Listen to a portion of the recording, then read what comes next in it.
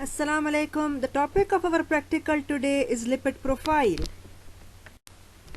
So what are we learning today? So at the end of today's session, you should be able to list tests done in lipid profile, to be able to recall the normal value for each test of lipid profile, to be able to recall the causes of abnormal results, to be able to explain the term good and bad cholesterol, to be able to calculate LDL cholesterol, and to be able to calculate total cholesterol HDL ratio. How are we learning this? We will be learning through this narrated PowerPoint, your practical book from page 23 to page 28, and then you will submit the lipid profile assignment on LMS. What is lipid profile? Lipid profile is a group of tests done to determine the risk of developing atherosclerosis. Atherosclerosis is thickening and hardening of the wall of the artery. If the wall of the artery gets thickened and hardened, the lumen will become narrow. It leads to less blood flow and therefore less flow of oxygen to that organ. If the artery supplying the heart has atherosclerosis, less blood and therefore less oxygen will reach heart. This is also called ischemic heart disease or coronary artery disease. If the artery supplying the brain has atherosclerosis, less blood and therefore less oxygen will reach the brain. If arteries supplying the lower limbs have atherosclerosis, less blood and therefore less oxygen will reach the muscles of the lower limb. To determine the risk of developing atherosclerosis, we do this group of tests called lipid profile.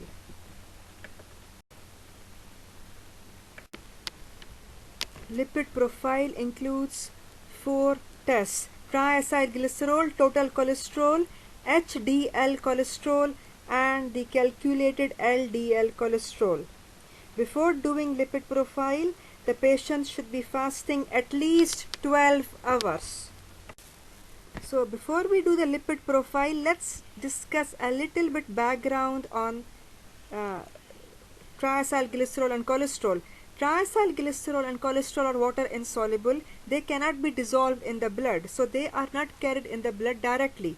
They are packed in lipoprotein particles which are transported in the blood. These lipoprotein particles have a lipid core which contains triacylglycerol and cholesterol, surrounded by phospholipid and apolipoprotein which is water soluble. So in the blood we have 4 lipoprotein particles: chylomicron, VLDL, LDL, HDL. All of them have a lipid core which contains triacylglycerol and cholesterol, and they are surrounded by phospholipid and apolipoprotein. Chylomicron, their composition and their content depends on my last meal or what did I eat before doing this blood test, and they only contain exogenous lipid. Whereas VLDL, LDL and HDL, their concentration depends on my long-term lifestyle, on the metabolic diseases which we have, and on my genetic profile. So for doing this lipid profile, we will tell the patient to be fasting 12 hours. When a patient is fasting 12 hours, he will have 0 chylomicron in blood. The reason we don't want chylomicrons in blood, because chylomicron do not reflect the long-term lifestyle of the patient and the long-term metabolic diseases he has. Chylomicron only depends on what he ate before the test. So we don't want chylomicrons in the blood. So we tell the patient to be fasting. When he's fasting, there are no chylomicrons in blood. The only thing in blood we have now is VLDL, LDL, HDL. And their concentration will tell me the risk of atherosclerosis, the risk of developing atherosclerosis for a patient, because the concentration of VLDL, LDL, HDL depends on the long-term lifestyle, the metabolic diseases the person has, and his genetic profile. Let's start with our first test, triacylglycerol. What is triacylglycerol? Triacylglycerol, also called TAG, they are esters of glycerol with 3 fatty acids. This is the illustration of the structure of triacylglycerol. The normal range of triacylglycerol in blood is less than 150 milligram per deciliter. So anything less than 150 milligram per deciliter is considered good. If patient has higher than 150 milligram per deciliter, it is high risk for developing atherosclerosis. Now let's discuss the causes of high triglycerides in the blood. We have 7 causes: unhealthy diet, diabetes type 2, obesity, excess alcohol consumption, renal disease, liver disease, and genetic disease. It's enough for you to know these list of these 7 causes. If you want more details, I can give you now. It's for your own interest. How unhealthy diet causes high triglycerides? The excess carbohydrates we eat in the diet and the excess refined carbohydrates, these are converted in the body to triglycerides. The liver makes triglycerides from the excess carbohydrate which we eat, and they are deposited then in the adipose tissue. Diabetes type 2. In diabetes type 2, the enzyme lipoprotein lipase, which is found in muscle blood vessel and adipocyte blood vessel, which breaks down the tag in the VLDL, the activity of this enzyme is decreased in diabetes type 2. Obesity, a similar mechanism of unhealthy diet. Excess alcohol, the alcohol inhibits lipoprotein enzyme activity. Renal disease, in chronic renal disease there is insulin resistance and there is decreased activity of lipoprotein lipase. Liver disease, mainly the liver disease which is associated with excess alcohol consumption, because in excess alcohol consumption there is decreased lipoprotein lipase activity. And genetic disease, in which there is a deficiency of the gene for the lipoprotein lipase enzyme. Now let's discuss the second blood test for today, total cholesterol. What is cholesterol? Cholesterol is a modified steroid alcohol. In the steroid ring, we have OH group attached to one side and a hydrocarbon tail attached to another side in the structure of cholesterol. Is cholesterol important? Yes, it's a very important component of cell membrane. It is a precursor for steroid hormones, it is precursor for vitamin D, and it is important for synthesis of bile acids. Estimation of total cholesterol. When we measure the total cholesterol in blood, we are actually measuring the cholesterol found in HDL particle, cholesterol found in LDL particle, plus the cholesterol found in VLDL particle. In this simplified illustration, the cholesterol is colored turquoise color. As you can see, majority of cholesterol, which is turquoise color, is found in LDL and HDL, and very little is found in VLDL. So we are measuring the sum of all this cholesterol. The normal value of total cholesterol is less than 200 milligram per deciliter. Any value below 200 milligram per deciliter is good. Above 200 milligram per deciliter is called hypercholesterolemia and is a risk factor for atherosclerosis. Let's come to the causes of hypercholesterolemia. We have 5 causes: diabetes type 2, hypothyroidism, obstructive jaundice, nephrotic syndrome, and genetic cause. It's enough for you to know these 5 causes. If you want more detail for your own curiosity, in diabetes mellitus there is actually a dyslipidemia which causes increased VLDL particles and increase in the number of small dense LDL particles.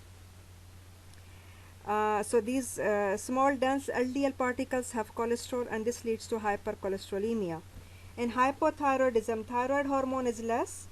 Thyroid hormone regulates the gene for the LDL receptor. The thyroid hormone stimulates the gene for LDL receptor to make the LDL receptor.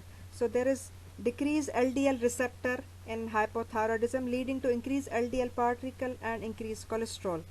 In obstructive jaundice, there is some obstruction in the bile duct. What happens? The biliary ductules inside the liver, they rupture, and the cholesterol leaks from the biliary ductules directly into the blood vessels. Nephrotic syndrome, it's a kidney disease. This kidney disease is characterized by proteinuria. In this disease, uh, the lipoprotein lipase activity is decreased, hepatic lipase activity is decreased, and there is increase in the synthesis of VLDL, and there is increased LDL in the blood. Genetic cause is genetic diseases of the LDL receptor. So let's say we measured the total cholesterol in a patient and the result came normal, less than 200 milligram per deciliter. Does it mean that the cholesterol in LDL particle and cholesterol in HDL particle is also normal? No. So that is why we need to now measure the cholesterol in HDL particle and also the cholesterol in LDL particle to know whether the patient has a risk for atherosclerosis or not. Let's discuss the importance of cholesterol in LDL and cholesterol in HDL. Cholesterol in LDL is called bad cholesterol. Why?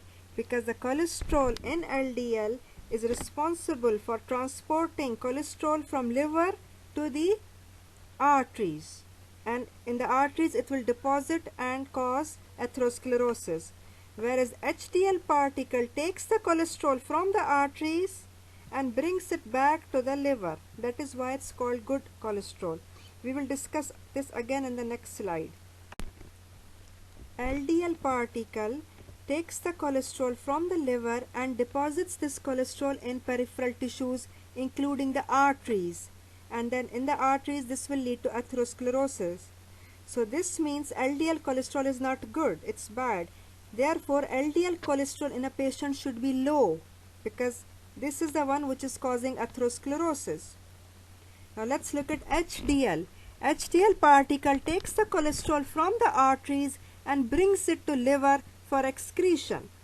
So HDL cholesterol is good because it's removing cholesterol from the arteries. So HDL cholesterol should be high in a person to decrease the atherosclerosis. What is a normal value for HDL cholesterol? More than 40 milligram per deciliter. Remember, here we are saying more than 40 milligram per deciliter. In other tests of lipid, we always say less than. Here, the normal should be more than 40 milligram per deciliter. And if it is less than 40 milligram per deciliter, it is a high risk for atherosclerosis. We did HDL cholesterol, we measured in the lab. Now we will measure the LDL cholesterol. LDL cholesterol is not measured by spectrophotometry in the lab. It is calculated by a Friedewald formula. What is this formula? LDL cholesterol is total cholesterol minus, now then we have bracket, sum of tag divided by 5 plus HDL cholesterol. Normal value of LDL cholesterol should be less than 100 milligram per deciliter.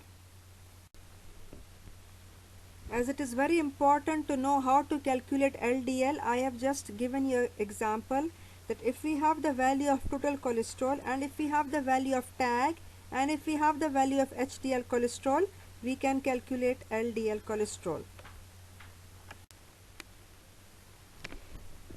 You should all know what is the Friedewald formula and how to calculate LDL. Please take care of the brackets in the Friedewald formula. If you don't take care of the brackets, you will use these wrong formula which I have shown you. Please do not make these common mistakes. To determine the risk of atherosclerosis, there is a new ratio. It's called total cholesterol to HDL ratio. It's not given in your book, so please write it down. What do we do in this ratio? We divide the total cholesterol by HDL. The higher the ratio, the higher the risk of atherosclerosis. The ideal ratio or the very good ratio is 3.5:1. I hope now the concepts of lipid profile are clear. Now your practical work is to solve the case which is given on page 55 in your practical book. Solve it in your book, scan it and then submit it on LMS assignment. Your attendance depends on this submission. Thank you very much. Any queries or questions, please email me. Any topic which you want me to revise, please email it to me. And Ramadan Kareem. Thank you.